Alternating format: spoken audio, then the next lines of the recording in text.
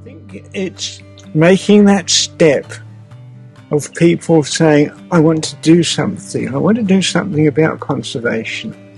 And it's a bit like climate change. I want to do something about climate change. And people really have to have that will. I want to do it.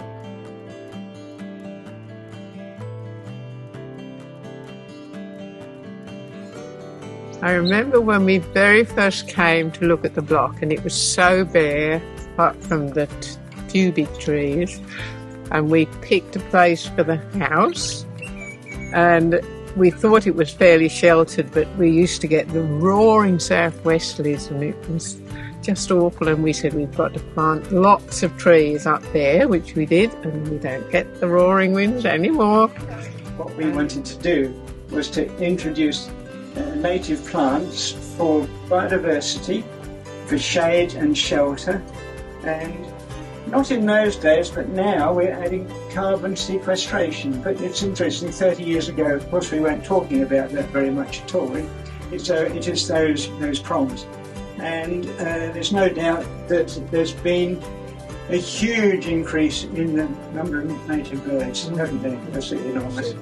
Not only did we plant trees here to bend for our own benefit, but also we started to plant trees for the benefit of any stock we might have and for the protection of the hazelnut plantings, because they're very vulnerable to wind damage. And it grew from there. We just started planting and stuff grew. It started to look nice, and so we kept going. Basically to bring in more bird life, that was, but the little birds, yes. They all came in and it was just beautiful. Built the house as a solar passive house, and we started to establish the garden, that's right. And so apart from my little European bed here, it's pretty well all natives, and we were very lucky with local nurseries to be able to get quite a lot of stock in those days. It's harder now. I guess it was in ourselves that we wanted it to be sustainable. We wanted to care for the land. As Jean said, we wanted to care for the birds. And I suppose partly because it was so bare.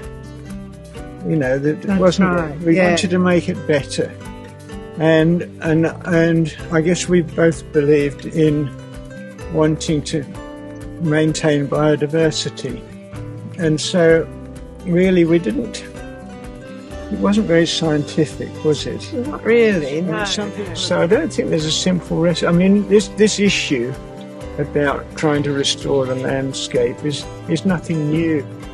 I think perhaps part of the answer is it's collective knowledge. And so one of the benefits of a group like yours is that you've got a lot of people and you can network and you can share ideas.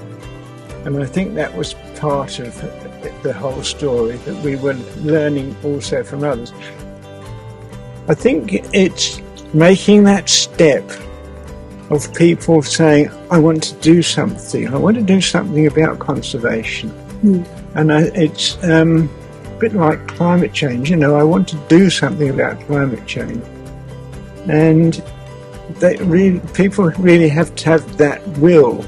I want to do it.